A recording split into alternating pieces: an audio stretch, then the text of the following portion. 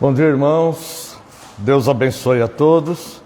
Vamos dar início ao nosso culto neste dia do Senhor. Para isso, quero fazer a convocação ao culto através da leitura do Salmo 40. Convido os irmãos para a leitura do Salmo 40.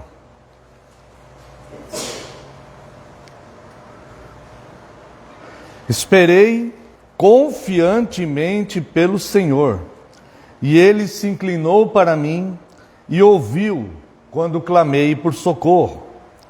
Tirou-me de um poço de perdição, de um tremendal de lama. Colocou-me os pés sobre uma rocha e me firmou os passos. E me pôs nos lábios, um novo cântico, um hino de louvor ao nosso Deus.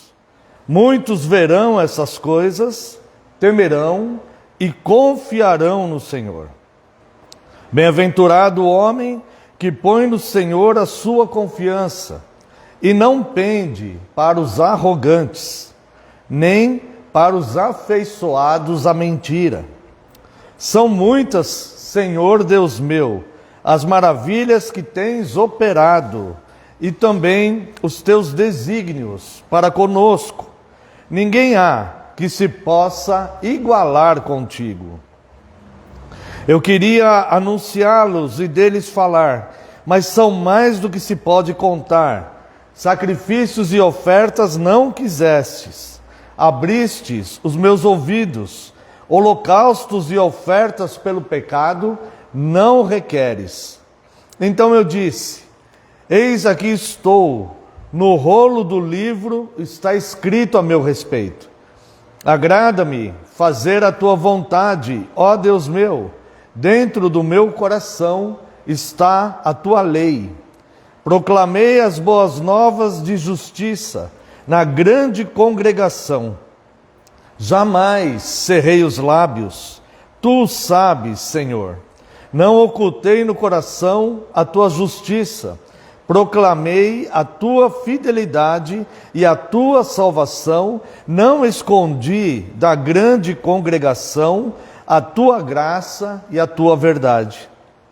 Não retenhas de mim, Senhor, as tuas misericórdias. Guarde-me sempre a tua graça e a tua verdade. Não tem conta os males que me cercam, as minhas iniquidades me alcançaram. Tantas que me impedem a vista, são mais numerosas que os cabelos da minha cabeça, e o coração me desfalece. Praza-te, Senhor, em livrar-me. Dá-te pressa, ó Senhor, em socorrer-me. Sejam a uma envergonhados e cobertos de vexame os que me demandam a vida.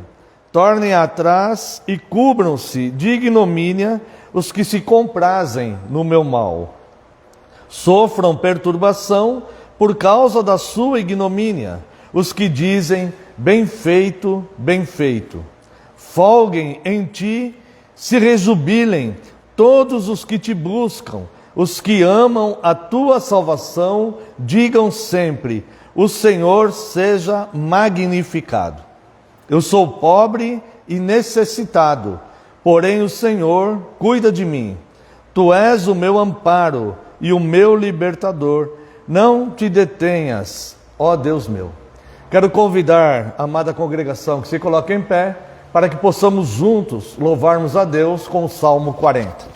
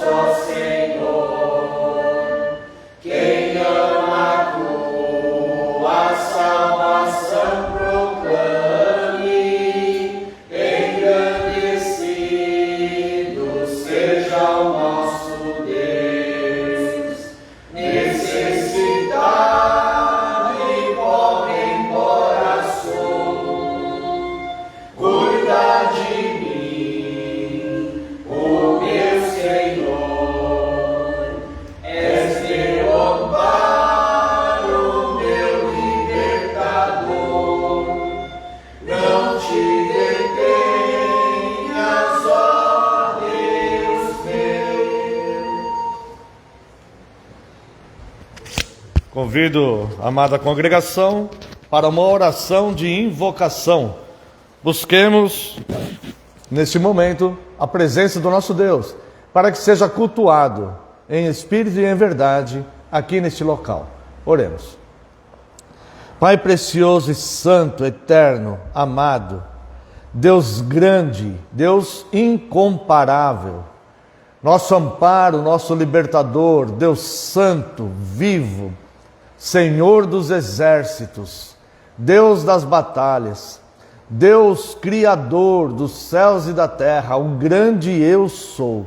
Seja louvado, adorado e cultuado o teu nome, em toda a terra, nos céus, em todo lugar, pelos séculos dos séculos.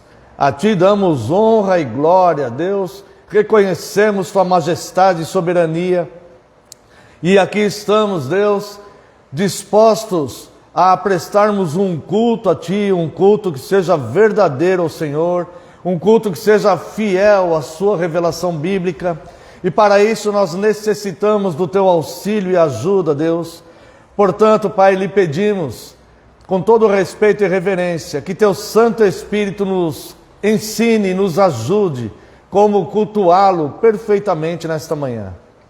Por isso reconhecemos, Deus, que somos falhos e pecadores, e lhe pedimos sinceras desculpas, lhe pedimos perdão, Deus, pelas nossas falhas e pecados. Pedimos perdão por sermos pecadores, Deus. E lhe pedimos, Deus, que o Senhor, pela tua graça, aceite a adoração que fizermos neste local. Nos ensine a fazer esta adoração verdadeira. Também lhe pedimos, Deus, rogamos a ti, que teu Santo Espírito venha nos iluminar na sua palavra revelada, para nossa instrução e edificação, e que acima de tudo, Deus, teu nome seja glorificado em todos os momentos. Pedimos, Deus, que o Senhor receba a nossa adoração, pois nos juntamos agora, nos unimos agora, a todo aquele que o adora e que o cultuará neste dia do Senhor. Louvado seja o teu nome e muito obrigado pela tua graça. Receba, Senhor, é o nosso desejo, a nossa adoração e o culto que faremos e prestaremos ao Senhor a partir de agora. No nome santo e poderoso de Jesus é que oramos. Amém, Senhor. Irmãos, convido a amada congregação para manifestarmos o voto da nossa segurança. Amada Igreja do Senhor Jesus Cristo, onde está o nosso socorro? O nosso socorro está em o nome do Senhor, Criador dos céus e da terra. Graça a vós outros e paz, da parte de Deus nosso Pai e do Senhor Jesus Cristo. Os amados irmãos podem assentar-se. Quero convidar os amados para a leitura do Salmo 15.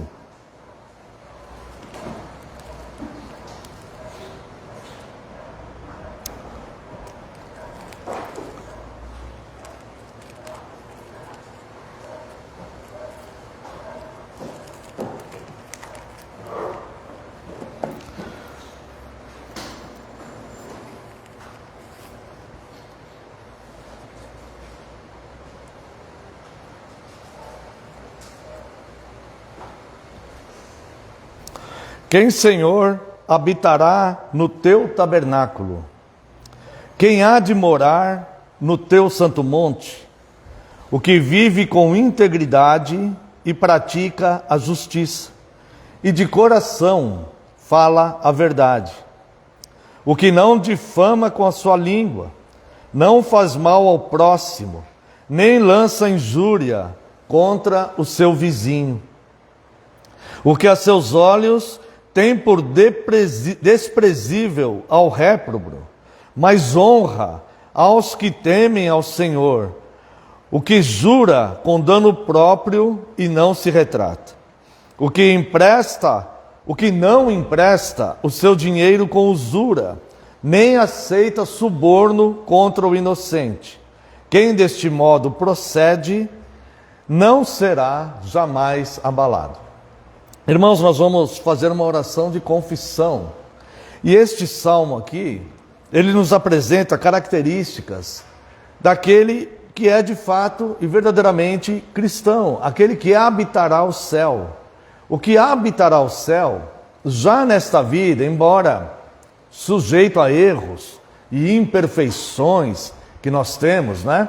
E de fato nós, infelizmente, pecamos contra Deus e contra o próximo, mas o verdadeiro convertido, ele vai procurar viver da forma com que está descrito aqui o Salmo 15. E o Salmo 15, se Deus nos permitir, um dia faremos um estudo sobre eles. Eles abrangem vários mandamentos, dos 10 mandamentos, né, da santa lei de Deus. Vários deles estão aqui representados, tá? Se não todos, praticamente todos, mas vários estão aqui, principalmente do 5º ao 10º, né, que é a relação, as relações interpessoais, né, com as pessoas, tá?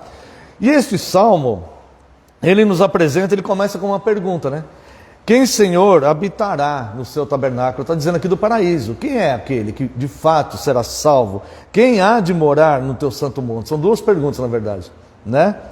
E aí ele vai descrever as características dessa pessoa. E se você olhar bem, com bastante calma aqui, você vai ver que essas coisas aqui não são muito difíceis, não. Não são penosos de se cumprir isso, né? É claro que, como falei, né, pela nossa própria imperfeição, nós vamos falhar também ao cumprir todos esses, o que está descrito aqui no Salmo 15, tá? Mas é perfeitamente possível nós vivermos buscando essas coisas, né? E nos empenhando para viver assim. Este é o coração daquele que habitará no paraíso de Deus, né? O que vive com integridade e pratica justiça. Ou seja, aquele que procura se desviar do mal. Ele não se alegra com a injustiça, ele procura ser justo com as pessoas, não cometer injustiças, mesmo quando haja muito interesse pessoal envolvido, ou até mesmo quando ele tem que fazer uma defesa própria sobre si mesmo, de alguma situação, ele evita a injustiça. Também diz aqui, o que de coração fala a verdade. Olha só que coisa interessante, né? Não é apenas falar a verdade que está escrito aqui, mas aquele de coração ele fala a verdade, ele se dedica àquilo mesmo, ele quer ser assim, ele quer ser uma pessoa de credibilidade, ele se esforça para isso, né? O coração dele é voltado para as coisas que são verdadeiras, né? E vai desenrolando aqui o Salmo com muitas outras coisas que poderíamos falar, né?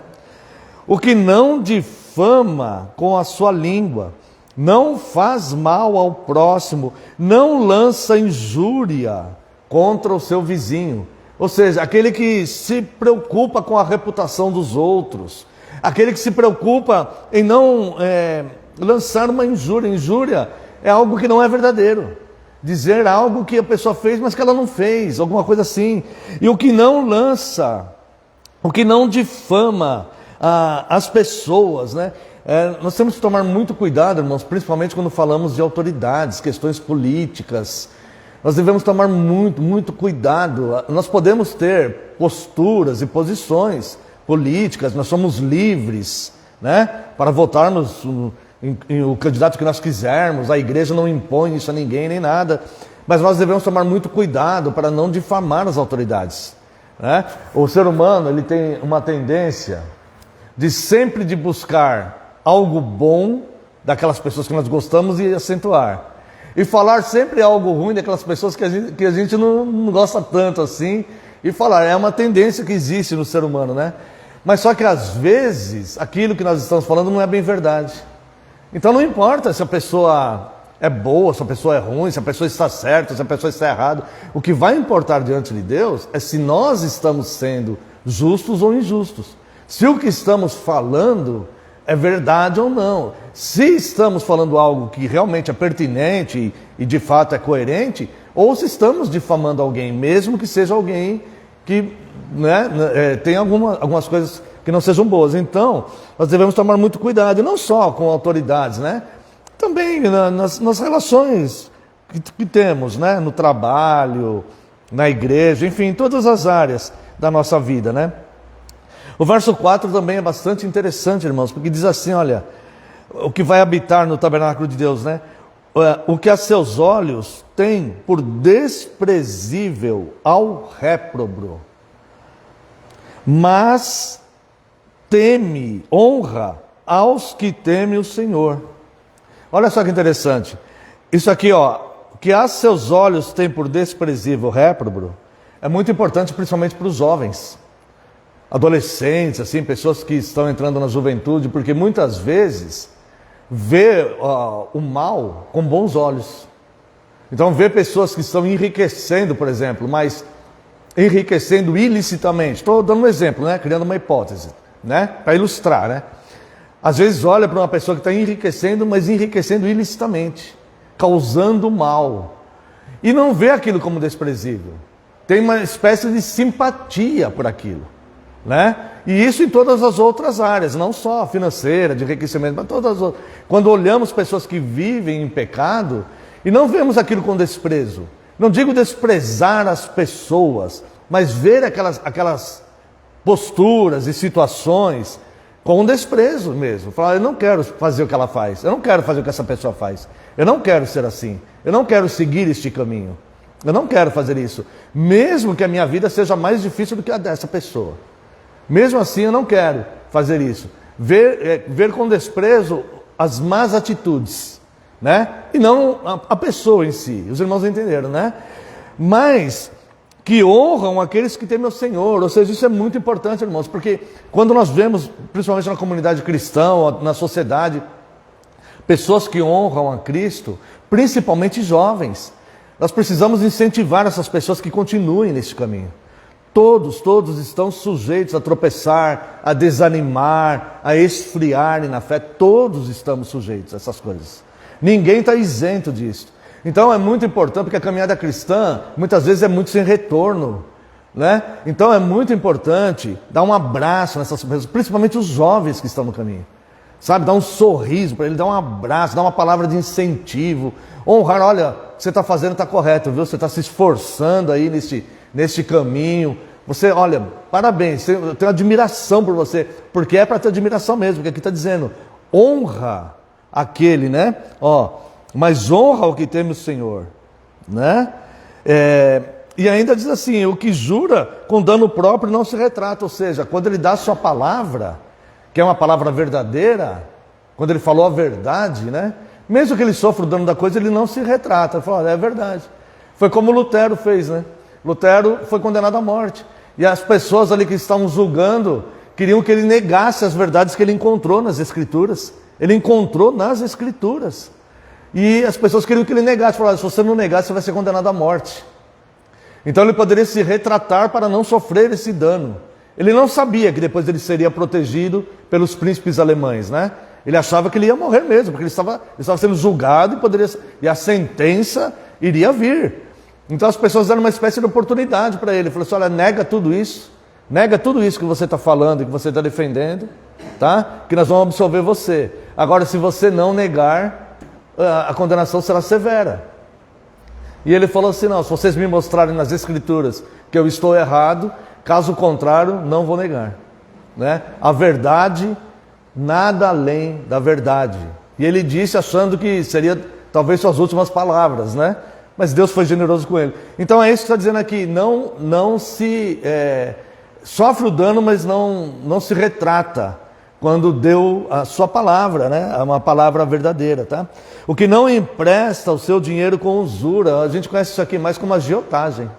Pessoas que muitas vezes aproveitam, né, da situação que o outro está e cobra juros abusivos ali, excessivos, né? Esse tipo de coisa assim, irmãos, deve ser evitado, né? A agiotagem, primeiro que ele é crime, tá? E mesmo se for algo legalizado, mas que tem os juros abusivos, né? O cristão ele deve evitar essas práticas, tá?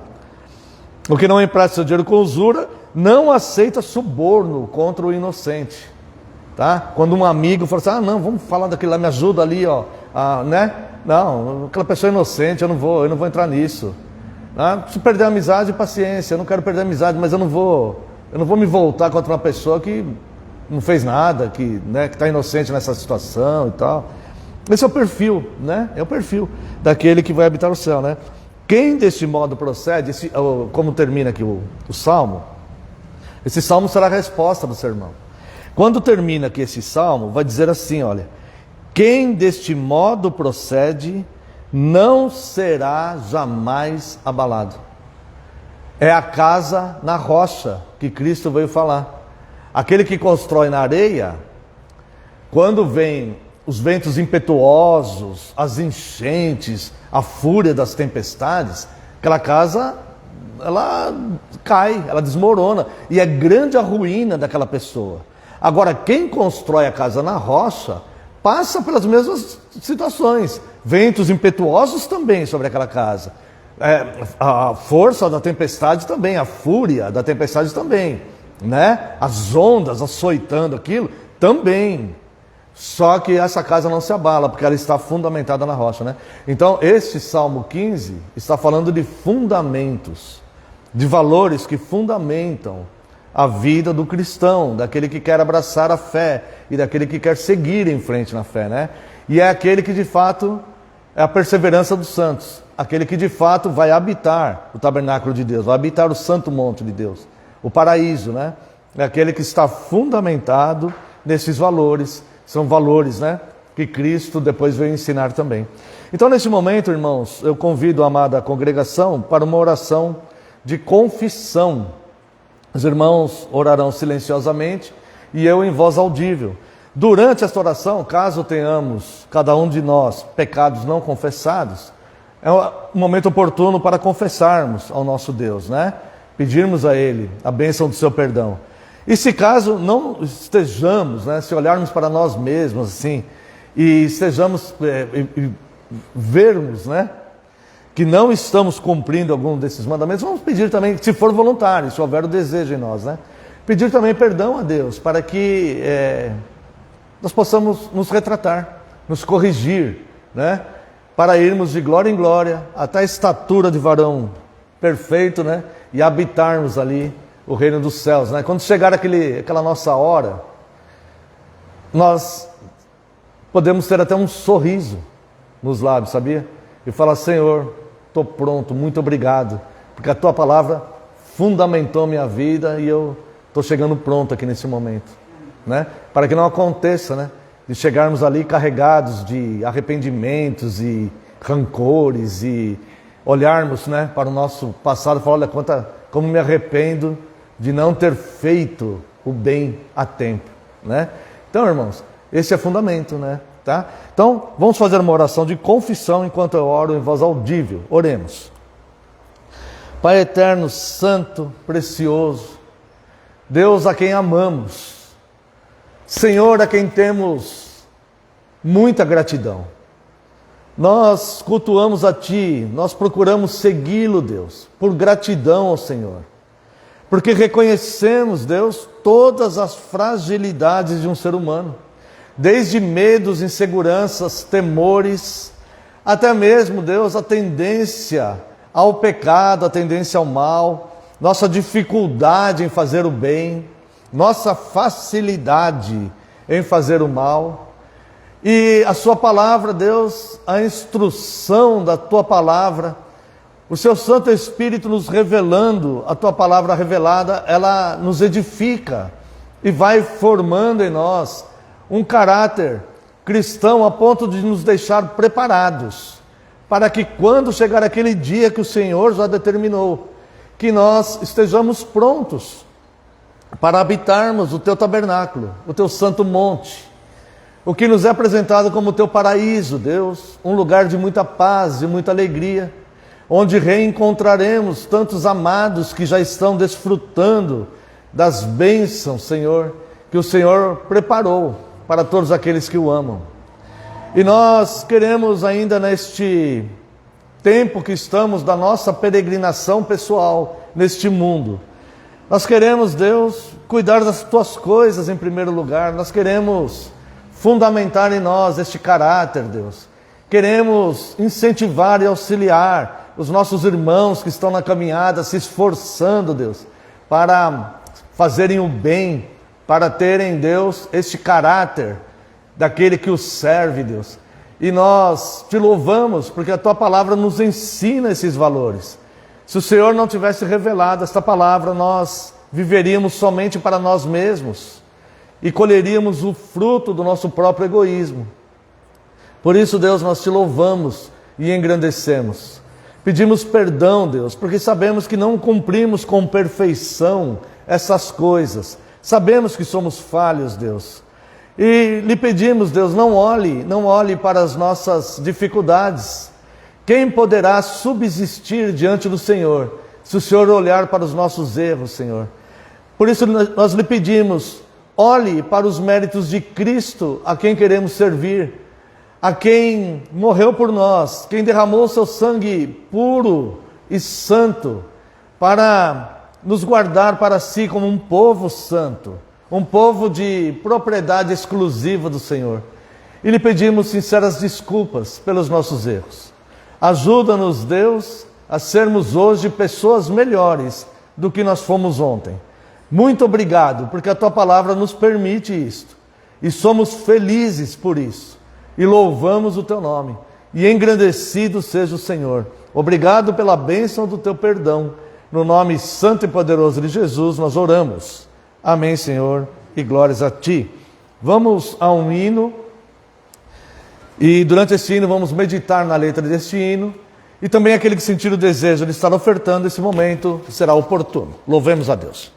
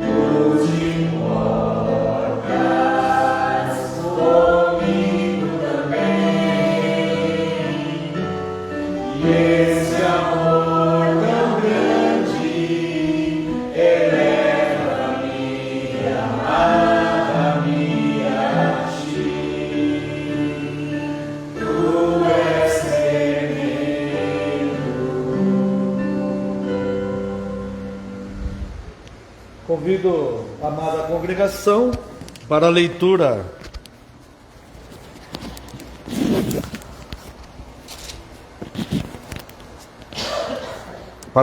do Dia do Senhor 31. Estudamos no catecismo até aqui, nos últimos domingos, ouvimos sobre os sacramentos.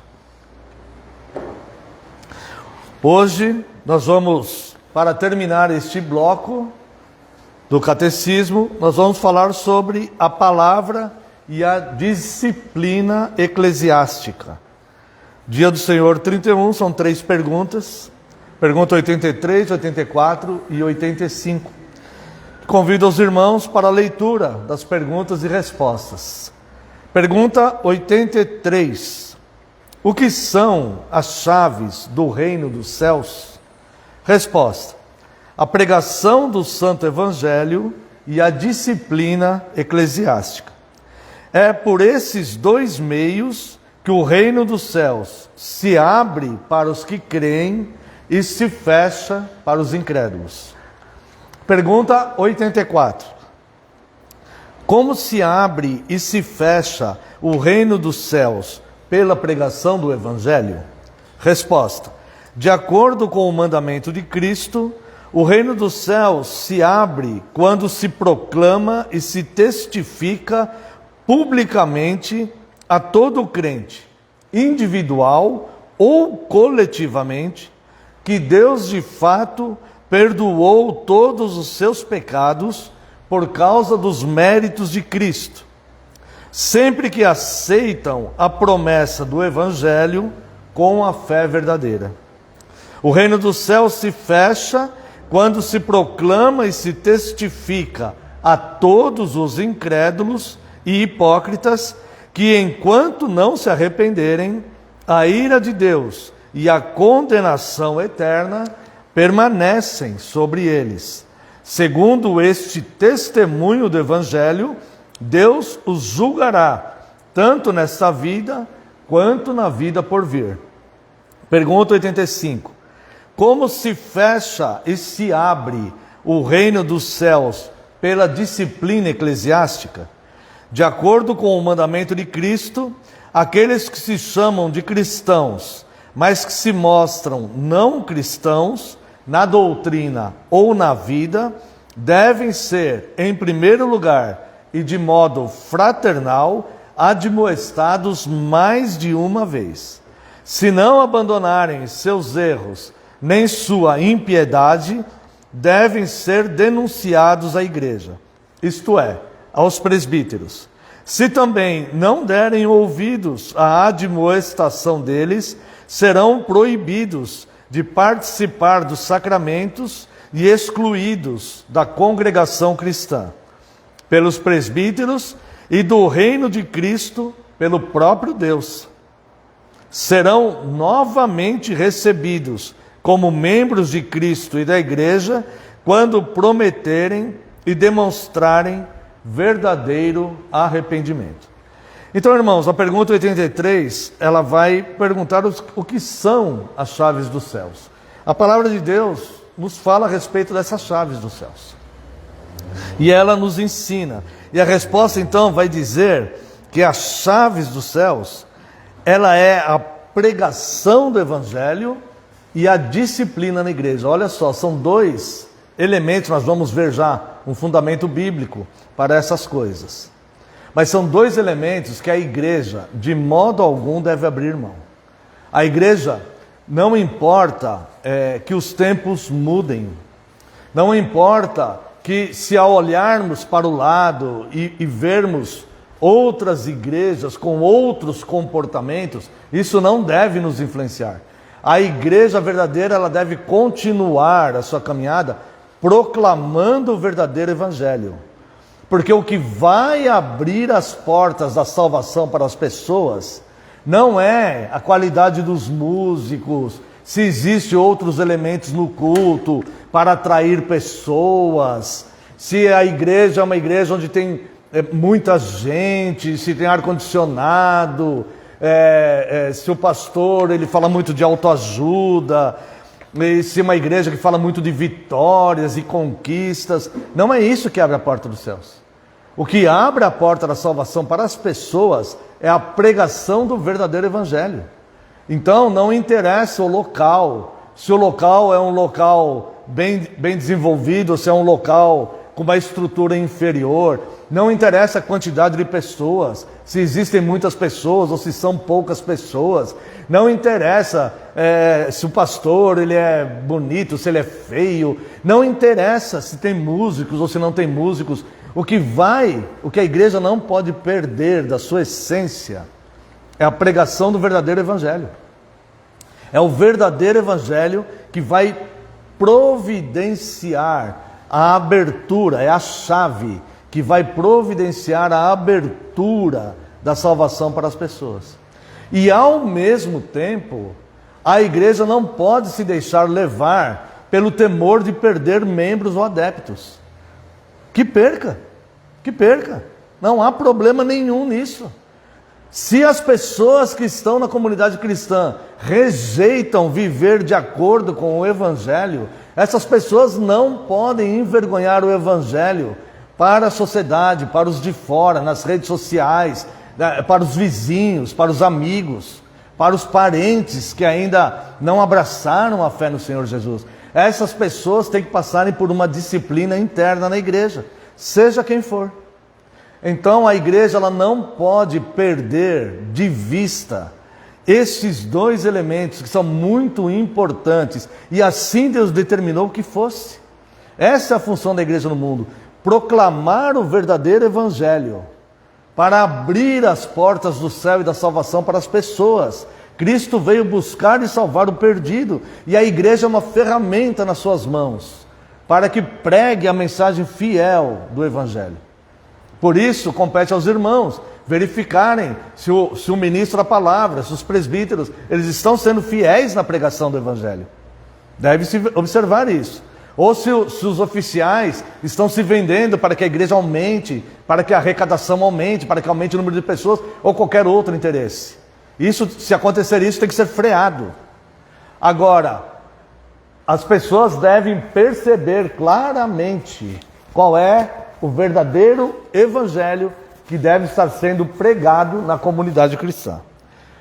E também a disciplina. Se houver pessoas na disciplina, se houver pessoas na igreja que estejam passando por problemas de pecado, escandalizando a comunidade cristã, essas pessoas têm que ser detidas. Não importa se as pessoas vão ficar insatisfeitas ou não com isso. Depois aqui no verso 84, na pergunta 84, esse evangelho ele deve ser pregado individual ou coletivamente. Coletivamente em todos os cultos, todos os sermões, ele deve ser pregado. Cristo deve ser pregado, né? E as portas do céu vão se fechar pelo mesmo evangelho. Quando nós pregamos esse evangelho, as pessoas rejeitam o verdadeiro evangelho. Tá? E a pergunta 85 vai falar como se fecha o reino dos céus pela disciplina eclesiástica. E eu quero comentar com os irmãos duas passagens de forma rápida. A primeira é uma já bem conhecida da igreja, Mateus capítulo 18. Existe muita importância nesta passagem de Mateus capítulo 18, porque aqui é o próprio Senhor Jesus mandando fazer isso, irmãos. É o próprio Senhor Jesus. Nós vemos hoje pessoas dizendo: não, Jesus é amor, jamais Jesus vai tirar alguém, jamais Jesus vai colocar alguém em disciplina, isso é coisa dos homens. Não, irmãos. Os homens, se fizerem isto com justiça, se ele estiver sendo justo ao fazer isso, ele está cumprindo o que Jesus determinou. Então veja aqui, Mateus 18, a partir do verso 15. Se teu irmão pecar contra ti, vai arguí-lo entre ti e ele só. Se ele te ouvir, ganhaste o teu irmão. Se porém não te ouvir, toma ainda contigo uma ou duas pessoas, para que pelo depoimento de 2 ou 3 testemunhas, toda a palavra se estabeleça. E se ele não os atender, dize-o à igreja. E se recusar a ouvir também a igreja, considera-o como gentil e publicano. Isso aqui é a excomunhão. Considera essa pessoa como um não membro da comunidade cristã. Aqui é o próprio Senhor Jesus ensinando. E olha só, ele vai continuar a sua orientação. Em verdade vos digo, está falando para a igreja. Em verdade vos digo que tudo que ligardes na terra será ligado nos céus. E o que desligardes na terra terá sido desligado nos céus. Esta autoridade, o Senhor Jesus, ele vai falar: toda autoridade me foi dada no céu e na terra, e eu a dou a quem eu quiser. E o Senhor Jesus, ele deu essa autoridade para a igreja. Então compete aos membros da igreja verificarem se o seu conselho, o seu ministro da palavra e os seus presbíteros, se eles pregam o verdadeiro evangelho. Primeira coisa, porque a comunidade ela tem que receber a chave da entrada, a porta deve estar aberta, para que ela entre para o reino de Deus. E isso só é possível com a pregação do verdadeiro evangelho. Então a comunidade, os membros, eles devem identificar se esta igreja, independente de quantidade de pessoas, de recursos materiais, independente de tudo, o que a igreja deve observar é a fidelidade que é pregada às Escrituras. Se os oficiais pregam o evangelho verdadeiro, eles estão abrindo a porta do reino dos céus para as pessoas. Se esses mesmos oficiais conscientes, uma igreja consciente que está sendo pregado o verdadeiro evangelho, e alguém recusa e escolhe permanecer em pecados públicos, envergonhando a comunidade cristã, essa pessoa deve passar por esse processo que Cristo mostrou aqui. Então a própria congregação vai confiar nos seus líderes, né? No conselho, nos seus oficiais.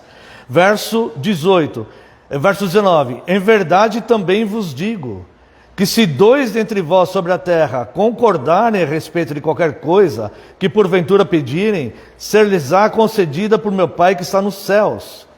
Porque onde estiverem 2 ou 3 reunidos em meu nome, ali estou no meio deles. Essa passagem aqui não se refere à igreja pequena, como a gente vê as pessoas ensinando.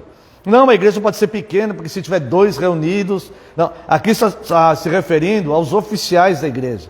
Se houver 2 oficiais concordando com a verdade bíblica, com a consciência que proclamaram o verdadeiro evangelho para a congregação, que aquelas pessoas que estão ali receberam o verdadeiro evangelho, ou seja, esses oficiais abriram a porta dos céus para aquelas pessoas. Mas se essas pessoas escolhem estar no meio da comunidade e estar envergonhando Cristo e a sua igreja, e eles tiverem que intervir, considerando essas pessoas como gentis e publicanas, tá? Cristo fala aqui: se 2 nessa condição concordarem, será concordado no céu. Se ligarem na terra, será ligado no céu. Então, irmãos, essas são as chaves do reino dos céus. Tá? O que abre e o que fecha o reino. A proclamação do verdadeiro evangelho. Tá? E a disciplina eclesiástica. A igreja, ela não pode fazer vistas grossas a pessoas que estão em pecados públicos, escandalizando-os de fora. Porque as pessoas vão olhar para aquela igreja e falar assim: mas eu vou para aquela igreja lá, eles aceitam pessoas que... né? Então, o que importa para a igreja não é a opinião da maioria, mas sim o que Cristo ensina e o que os apóstolos ensinam. Eu quero terminar esse pequeno pensamento acerca do dia do Senhor 31, vendo isso na prática, isso aqui acontecendo na prática no Novo Testamento. Quero convidar os amados irmãos para uma situação muito difícil que o apóstolo Paulo teve que dar uma orientação e teve que dar uma sentença muito difícil. Está em 1 Coríntios capítulo 5.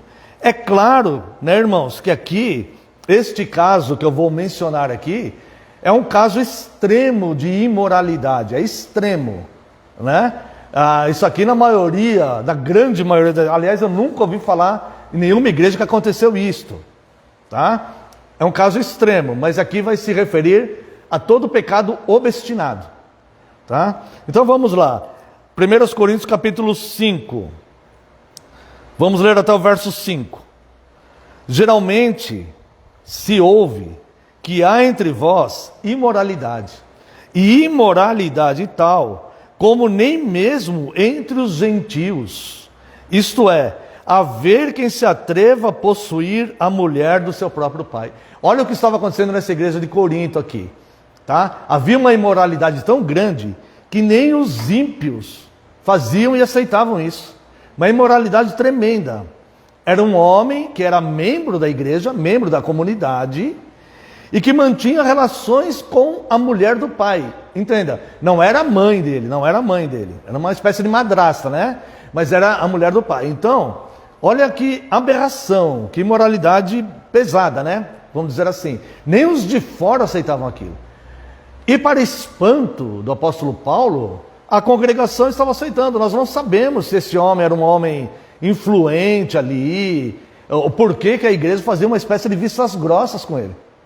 Então o apóstolo Paulo ele intervém, porque essa carta aos Coríntios aqui, a liderança da igreja estava enfrentando muito problema com os membros. Então Paulo estava ausente. Eles escreveram uma carta para Paulo, explicando o que estava acontecendo na igreja. Aquela confusão, uns dizendo que era de Paulo, outros de Apolo, aquelas divisões, facções, o mau uso dos dons espirituais, a má interpretação dos dons, toda aquela confusão que estava tendo dentro da igreja, e eles relataram tudo isso a Paulo, e Paulo então escreve essas cartas, né? Na verdade escreveu 3 cartas para eles, uma se perdeu, tem 2 aqui nas escrituras, e nesta aqui em particular, ele aborda essa questão da imoralidade, e o próprio Paulo dá a sentença. Então veja aqui, tá? Verso 2, e contudo andais vós ensoberbecidos, e não chegastes a lamentar. Olha o que o apóstolo Paulo, ele menciona a respeito da postura daquela igreja. Vocês estão vendo isso acontecer? Vocês estão tão ensoberbecidos, vocês nem lamentam isso, que está acontecendo no meio da comunidade cristã. Um escândalo terrível, uma vergonha para Cristo. Vocês estão envergonhando Cristo, vocês não chegam nem a lamentar isso. Para que fosse tirado do vosso meio quem tamanho traje praticou. Vocês nem lamentam isso? Vocês vão manter isso? E Paulo lhe demonstra aqui uma indignação, né? E vai, verso 3. Eu, na verdade, ainda que ausente em pessoa, mas presente em espírito, já sentenciei, como se estivesse presente, que o autor de tal infâmia seja em nome do Senhor Jesus. Por que ele fala em nome do Senhor Jesus? Porque o próprio Senhor Jesus falou que deveria fazer isso na disciplina da igreja, conforme o texto que lemos há pouco de Mateus 18. Né? Eu já sentenciei, mesmo ausente daí. Mesmo ausente, eu já sentenciei. Ele podia fazer isso, né? Porque ele era um apóstolo legítimo. Tá? Eu sentenciei, como se estivesse presente, que o autor de tal infâmia seja em nome do Senhor Jesus. Veja, não é em nome deles, é em nome de Jesus, com o aval de Cristo, né? Reunidos vós e o meu espírito, com o poder de Jesus nosso Senhor, entregue a Satanás para a destruição da carne, a fim de que o espírito seja salvo no dia do Senhor. Então, olha só, do Senhor Jesus, né? Então, olha só, aqui, Paulo, ele determina a excomunhão dessa pessoa. Então, esses líderes, esses oficiais escrevem para Paulo, né? E Paulo, então, escreve para a igreja toda. Escreve para a igreja toda. Olha, em geral, está se ouvindo que está acontecendo isso. Estou indignado que vocês nem lamentam isto. Provavelmente era alguém muito influente, né? Porque se era uma pessoa de pouca força, a igreja não... né? Mas talvez não sabemos que tipo de influência, né? Mas provavelmente era alguém muito influente. E aí o Paulo então ele decreta essa excomunhão. Agora, aqui também nessa passagem duríssima, dá para entendermos 2 coisas. A excomunhão é dura, é algo que a igreja não quer fazer. Estamos abordando esse assunto porque é o dia do Senhor 31, né? Tá? É algo que os oficiais da igreja não querem fazer. Eles pedem a Deus que o Senhor os livre dessa... Que nunca chegue o momento de fazer isso daí. Porque ninguém quer. Isso eu falo para os irmãos tranquilamente. Ninguém. Não mesmo. Porque é algo muito doloroso. Por quê? Entrega a pessoa a Satanás. A pessoa ela vai sair da comunidade cristã. Ela vai sair dos cuidados de Deus. Ela vai sair da proteção de Deus. Tudo aquilo que Paulo fala para o jogo desigual. Quando um dos cônjuges é cristão, o outro recebe os benefícios das bênçãos do lar que Deus mantém na vida do cristão. Essa pessoa vai perder tudo isso. Ela simplesmente vai ser entregue a Satanás. Para ser circundado mesmo por Satanás, para ser, como que Paulo falou? Que Jesus falou para Pedro? Cirandado, né? Quase que eu falei circuncidado, né? Mas é cirandado, tá? Por Satanás. Então, irmãos, é algo muito duro mesmo, tá? Então, se acontecer, não estou me referindo a nenhuma situação, né, entre a nossa igreja, não. Estamos falando do dia do Senhor 31, né? Para que fique claro. Se acontecer um dia dos oficiais chegarem a este ponto e tal, entendam isso, entendam os irmãos todos, que os oficiais da igreja eles estão fazendo isso com amor e em obediência a Cristo. Mas que eles dariam tudo para não fazer isso. Dariam tudo para não fazer isso. Podem ter certeza disto, e eu falo de coração aberto, eu falo de púlpito isso. Nesta igreja, os oficiais dariam tudo para não chegar nesse ponto aí, tá? Então, irmãos, é algo muito duro a excomunhão. Agora, o outro aspecto que nós devemos entender também, que a excomunhão não é o sentido punitivo, não é para punir a pessoa. A excomunhão é a última tentativa de salvar aquela pessoa. Vocês entendem isso? A excomunhão é o remédio mais amargo que existe. É o mais amargo que existe. Mas a intenção na excomunhão não é punir a pessoa. Olha, você fez isso, você não quer viver de acordo com os padrões, então você vai passar por esta punição. Não é. Não é um castigo, é uma punição. É uma tentativa de, em último caso, o último dos últimos, só restou essa questão de entregar essa pessoa a Satanás, que quando essa pessoa vê a destruição que está a vida dela, ela então cai em si, se arrependa e volte para Cristo. É isso que Paulo fala aqui, ó, o verso 5. Que seja então entregue a Satanás para a destruição da carne, a fim de que, esse é o objetivo da excomunhão, a fim de que o espírito seja salvo no dia do Senhor. Certo? Quando o Cristo voltar ou quando o Cristo chamar aquela pessoa, que essa pessoa possa então ter o seu espírito salvo. Então, o objetivo da excomunhão não é punir e judiar da pessoa, mas é a última tentativa de tentar salvar aquela pessoa. Porque quando ela vê que ela perdeu o que ela tinha, é aquilo que popularmente se diz, né? Eu era feliz e não sabia, né? Eu era feliz e não sabia. Muitas pessoas eram felizes aqui, irmãos. Muitas pessoas eram felizes em outras igrejas, fiéis. Eram felizes e não sabiam, se deixaram levar por alguma coisa. Muitas, ao longo dos séculos. Isso acontece. Tá? Então, irmãos, como Cristo fala, né? Vamos ouvir espiritualmente o que o Espírito diz para a igreja, né? Então, que nós possamos, primeiro, como membros da igreja, que somos todos, identificar se os oficiais estão pregando o verdadeiro evangelho, se eles estão de fato abrindo a porta dos céus. Porque se eles estão pregando um falso evangelho, vai cobrar o quê das pessoas, né? Então, se eles estão pregando o verdadeiro evangelho, tá?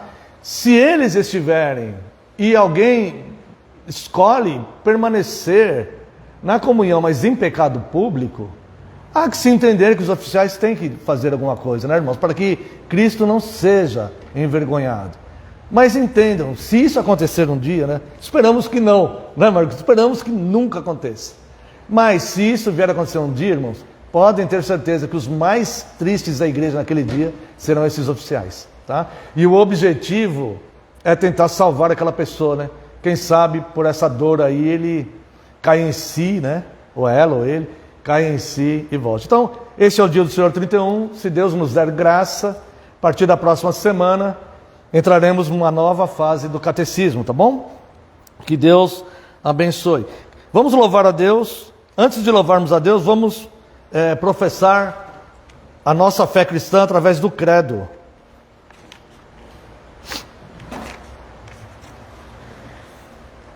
O credo, que quer dizer creio, né? É um resumo da nossa fé cristã. Convido os irmãos para professarmos esta fé. Creio em Deus Pai, Todo-Poderoso, Criador dos céus e da terra, e em Jesus Cristo, seu único Filho, nosso Senhor, que foi concebido pelo Espírito Santo, nasceu da Virgem Maria, padeceu sobre Pôncio Pilatos, foi crucificado, morto e sepultado, desceu ao inferno. No terceiro dia ressurgiu dos mortos, subiu ao céu e está sentado à direita de Deus Pai Todo-Poderoso, de onde há de vir a julgar os vivos e os mortos.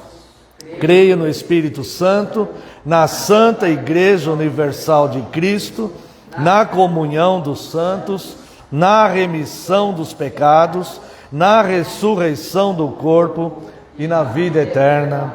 Amém. Que Deus seja louvado. Convido os amados irmãos para louvarmos a Deus com o Salmo 36.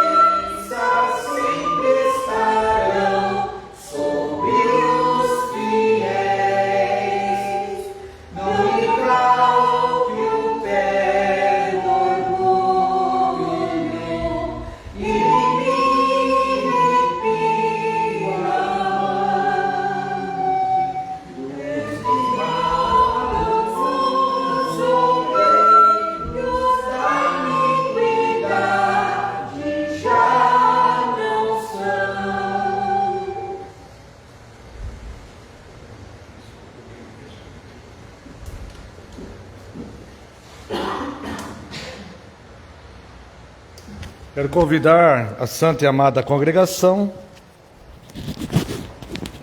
para a leitura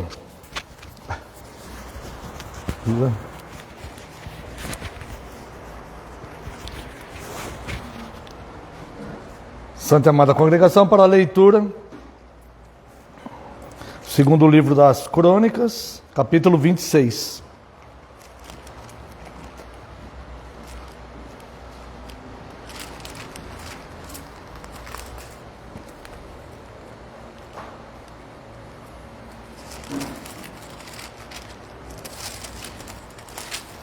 Todos acharam?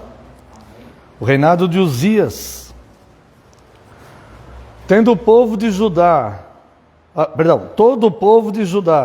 tomou a Uzias, que era de 16 anos, e o constituiu rei em lugar de Amazias, seu pai. Ele edificou a Elate e a restituiu a Judá, depois que o rei descansou com seus pais. Uzias tinha 16 anos quando começou a reinar, e 52 anos reinou em Jerusalém. Era o nome de sua mãe, Jecolias, de Jerusalém. Ele fez o que era reto perante o Senhor, segundo tudo o que fizera Amazias seu pai. Propôs-se buscar a Deus nos dias de Zacarias, que era sábio nas visões de Deus. Nos dias em que buscou ao Senhor, Deus o fez prosperar. Saiu e guerreou contra os filisteus e quebrou o muro de Gate, e o de Jabané, e o de Asdod, e edificou cidades no território de Asdod, e entre os filisteus.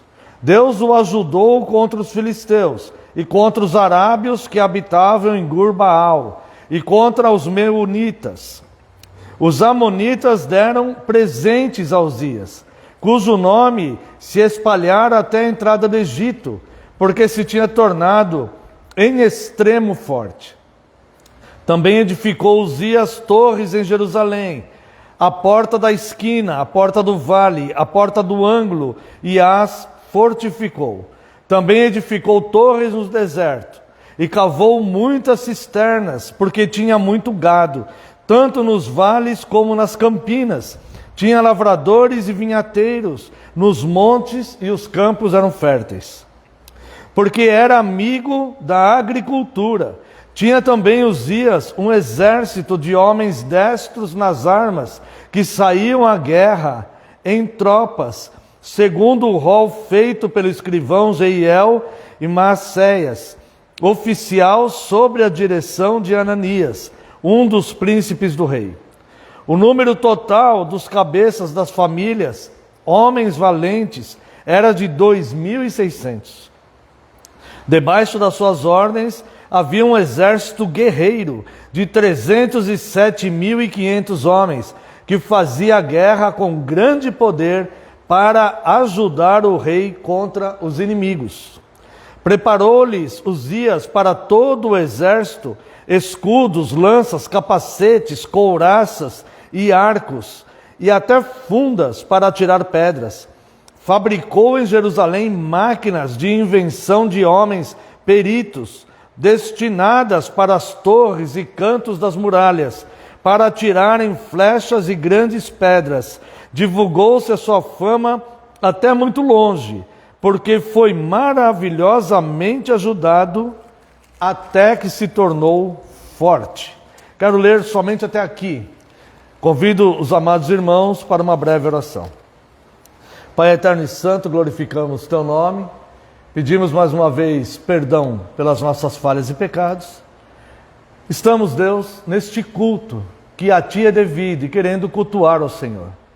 Neste momento agora, diante da Tua santíssima palavra, nós necessitamos, Deus, que o Teu Santo Espírito nos revele a Tua vontade, a Tua instrução, para que possamos aprender do Senhor, ó Deus, e para que possamos ser edificados, e que tudo isso seja para glorificar o Teu nome.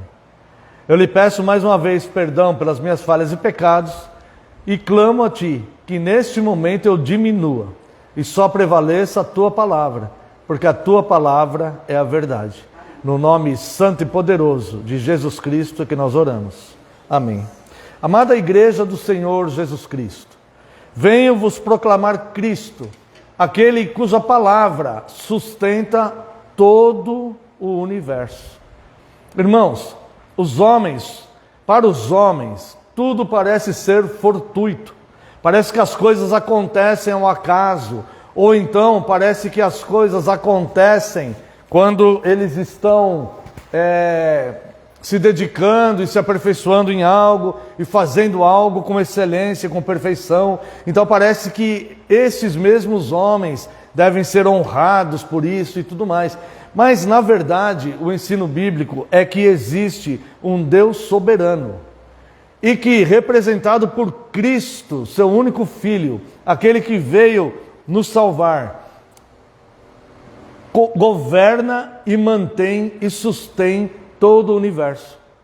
Ou seja, Cristo, Ele é o Senhor da história, tanto o Antigo Testamento como o Novo Testamento. E Ele é o Senhor da história. E Cristo que governa tudo. O que nós vemos aqui no reinado do rei Uzias é que nós vemos que Deus maravilhosamente ajudou ele até que ele se tornou forte. Vamos ver aqui o verso 15. O finalzinho do verso 15. Divulgou-se a sua fama até muito longe, porque, note isso aqui, foi maravilhosamente ajudado até que se tornou forte. Essa expressão aqui, maravilhosamente, tem a ver com maravilhas, tem a ver com milagres, tem a ver com sobrenatural, tem a ver com o agir de Cristo, que é o maravilhoso conselheiro. Então, o que nós vemos aqui é que Cristo conduziu o rei Isaías em todo esse progresso e em toda essa excelência que ele conseguiu como um grande estadista. Olha só, um homem que começou a governar com 16 anos, governou a sua nação por 52 anos. E aqui diz que no começo, no verso 5, ele propôs-se a buscar a Deus nos dias de Zacarias, que era sábio nas visões de Deus. Agora olha só, nos dias em que buscou o Senhor, Deus o fez prosperar. Então veja, aqui vai descrever do verso 6 até o verso 15, avanços que ele... Só um pouquinho. Vou tirar aqui. Tá? Avanços que ele...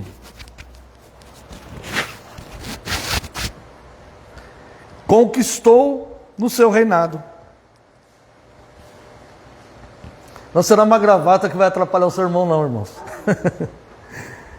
A não ser que Deus impeça o sermão, né? Mas sigamos em frente. Então nós vemos aqui, irmãos, que o rei Uzias, ele foi maravilhosamente ajudado por Deus. E aqui nós vemos que enquanto ele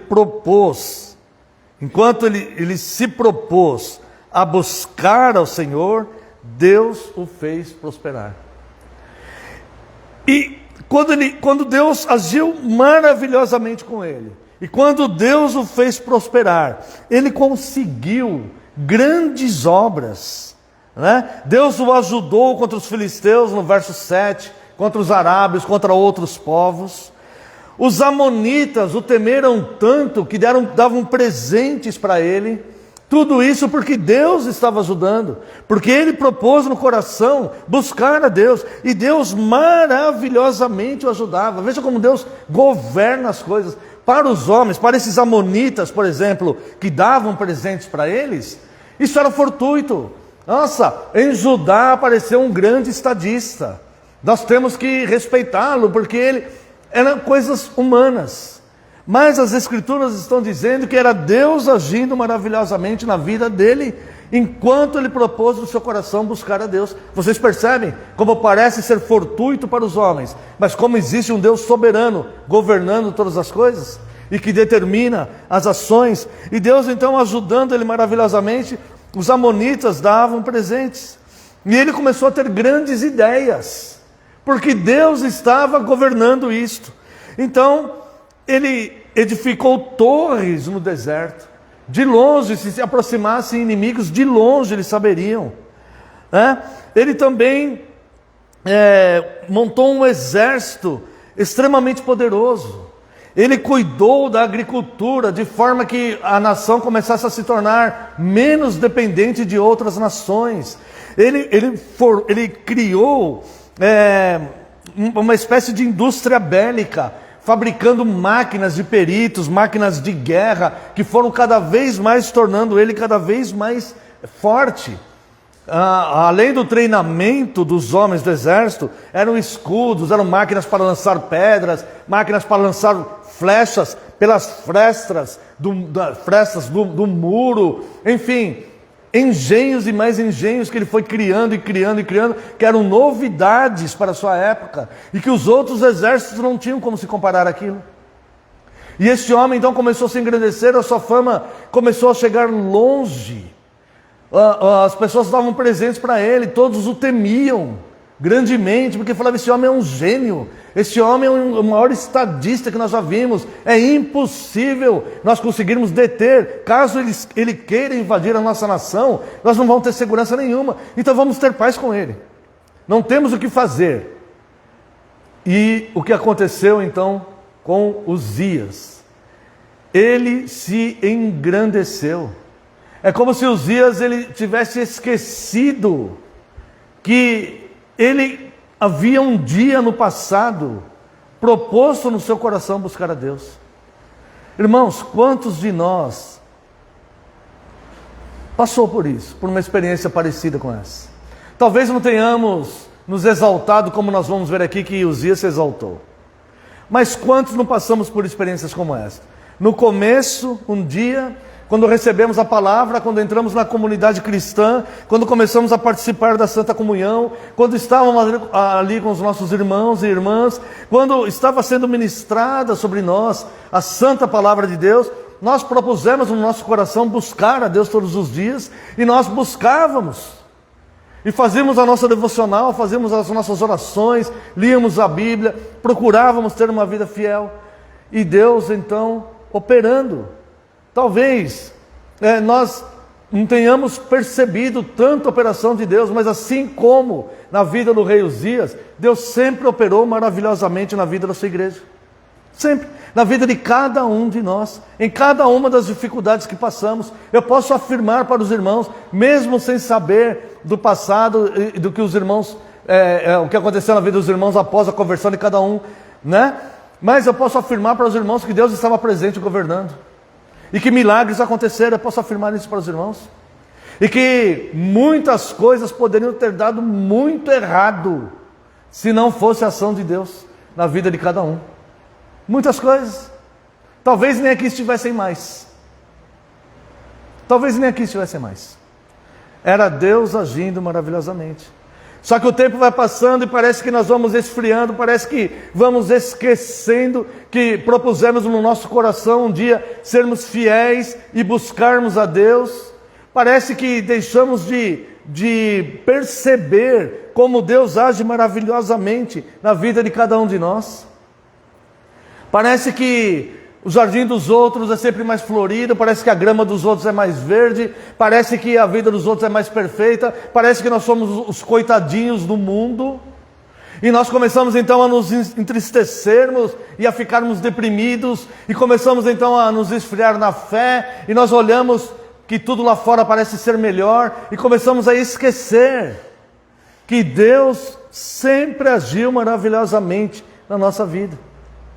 Alguns chegaram ao ponto a que chegou Uzias, que se exaltou, e eu quero convidar os irmãos para verem isso aqui, verso 16, olha só, depois dele perceber, depois de Deus o tornar extremamente forte, não pouco, extremamente forte, olha só, mas havendo já se fortificado, exaltou-se o coração, o seu coração se exaltou.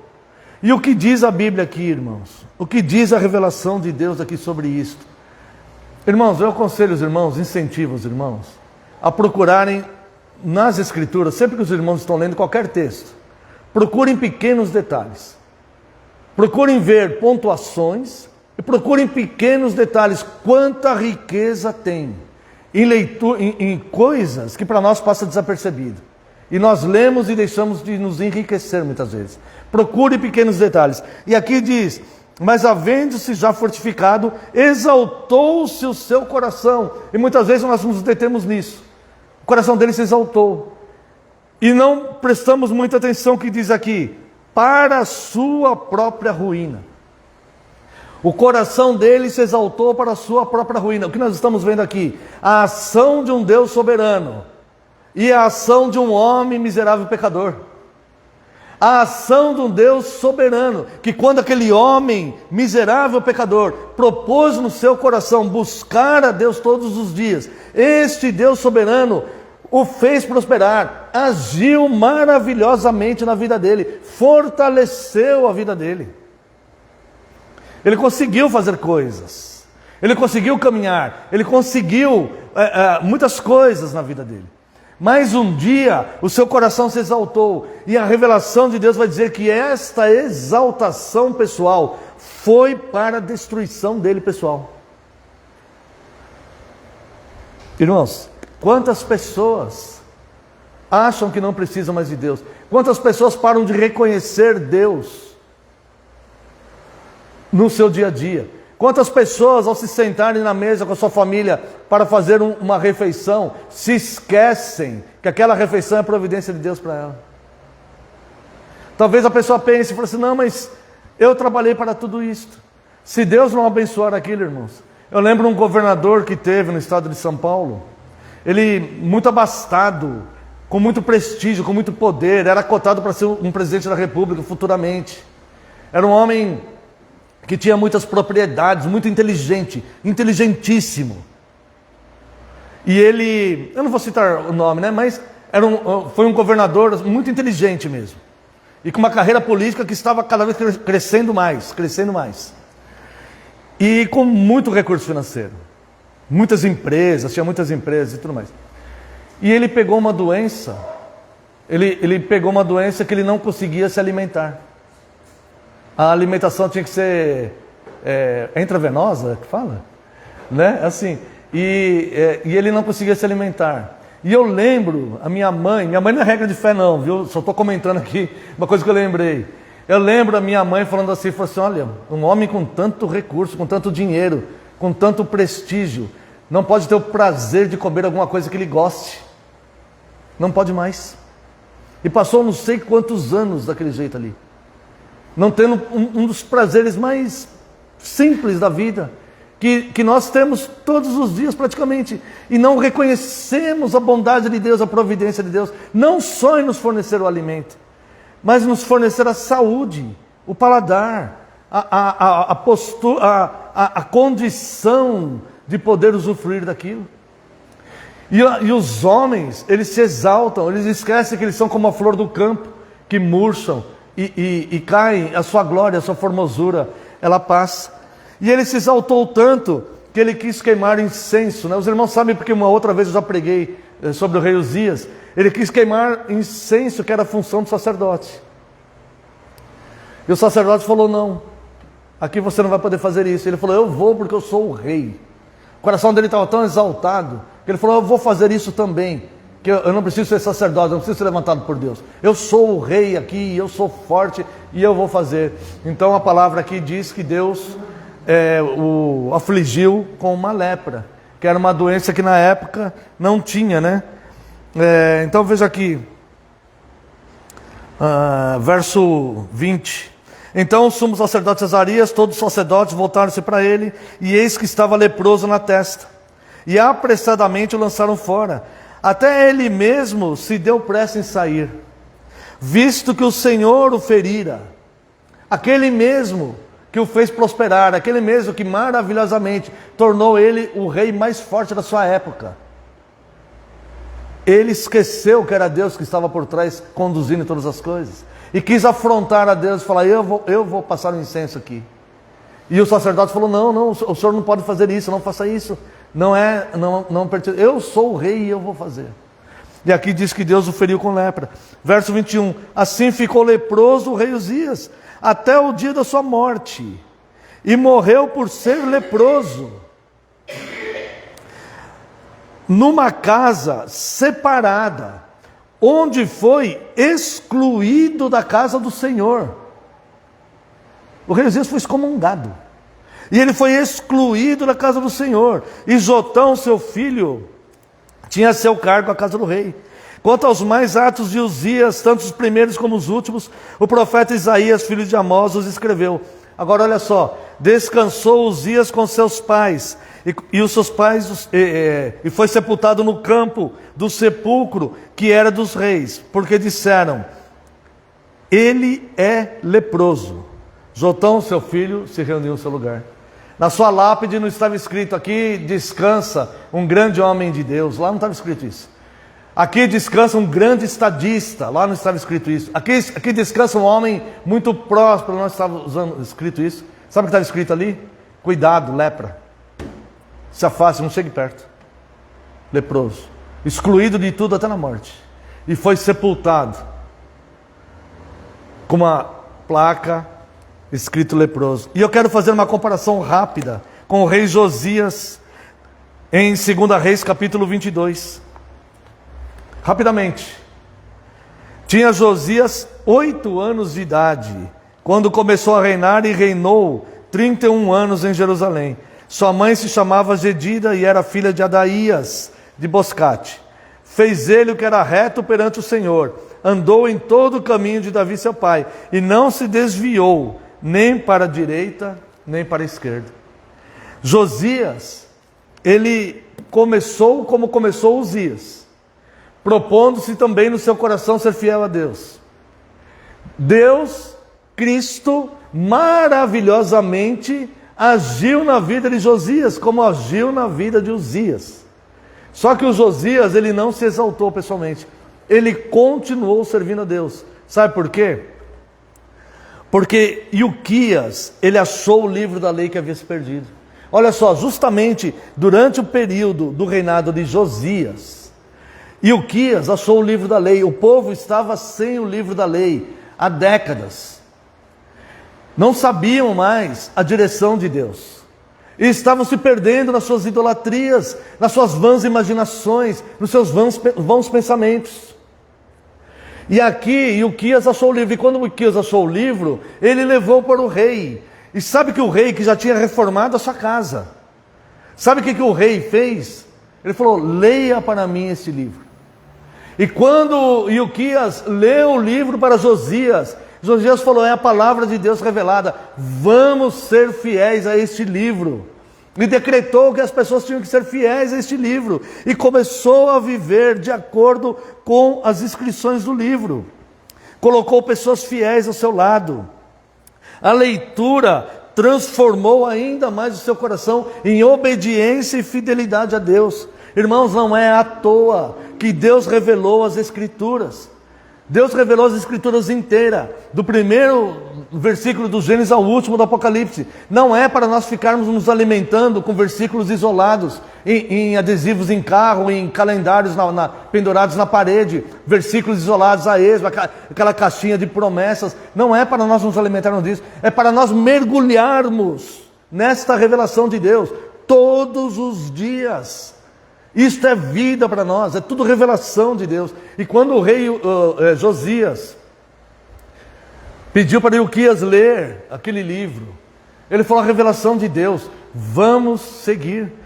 Sabe o que aconteceu aqui? Deus, ele ia e puniu a nação. Deus tinha que punir a nação, certo? Deus havia determinado punir a nação.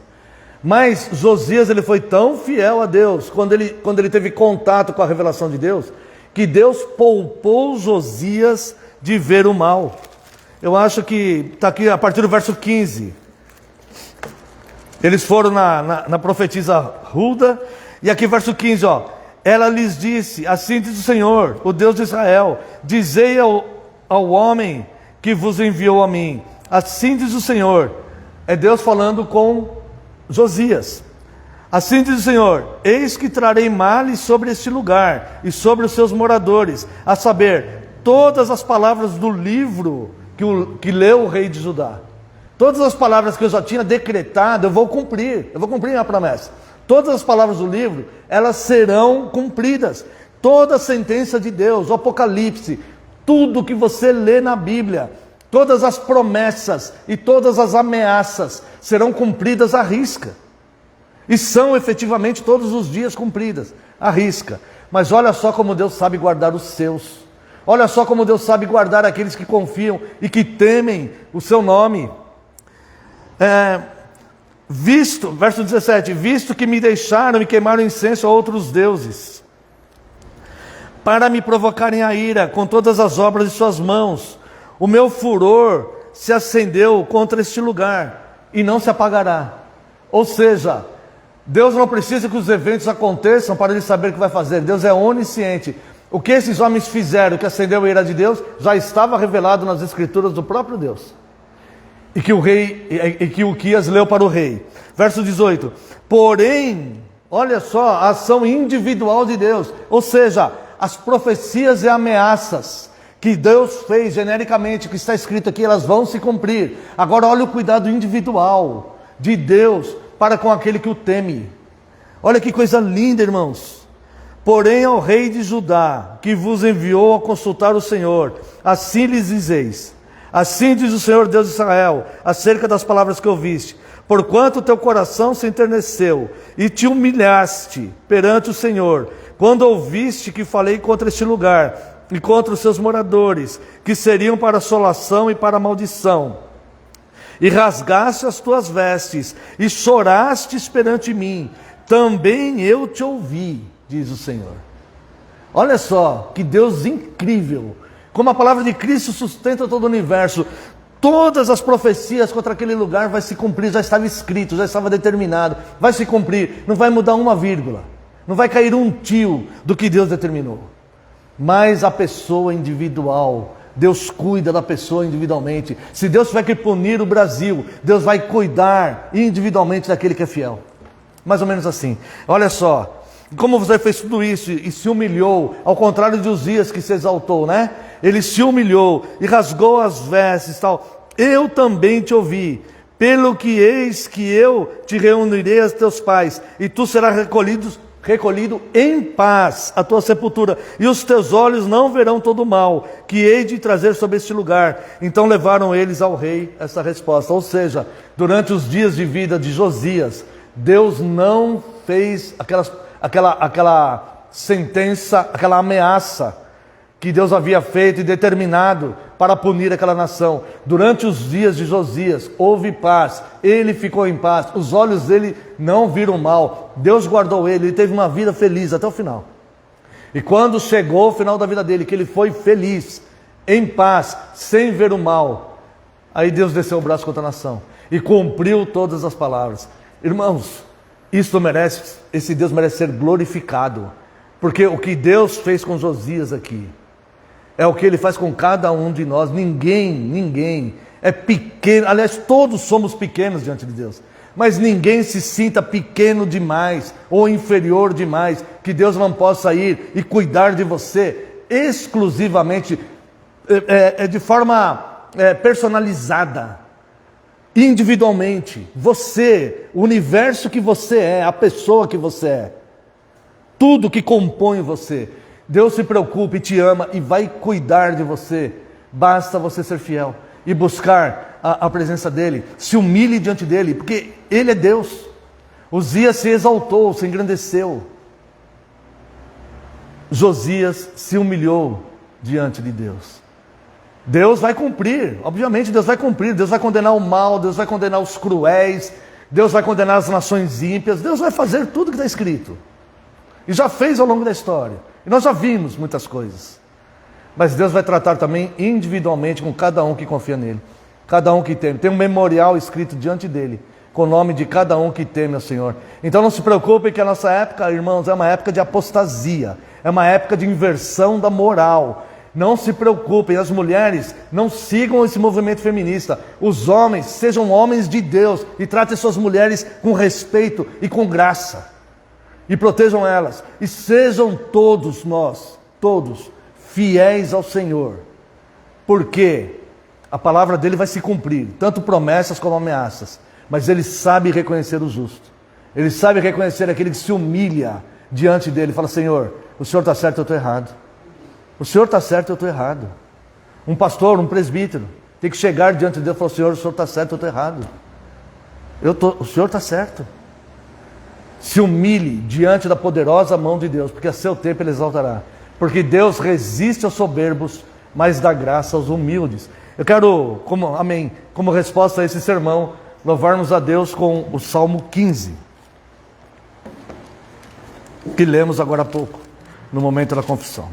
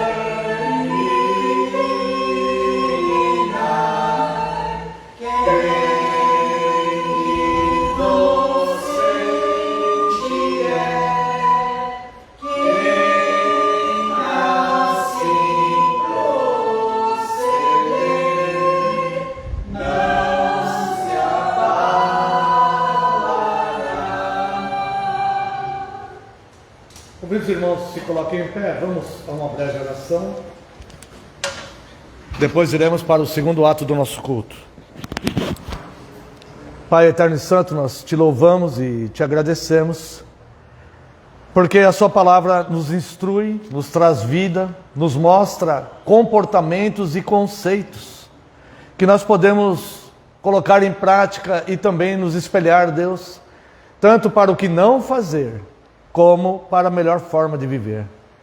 Que o Senhor possa nos ver não como pessoas como o rei Uzias, que deixaram os seus corações se exaltarem para a sua própria ruína, mas que o Senhor nos veja como o rei Josias, que teve contato com a sua palavra revelada e se humilhou diante do Senhor, porque creu nela.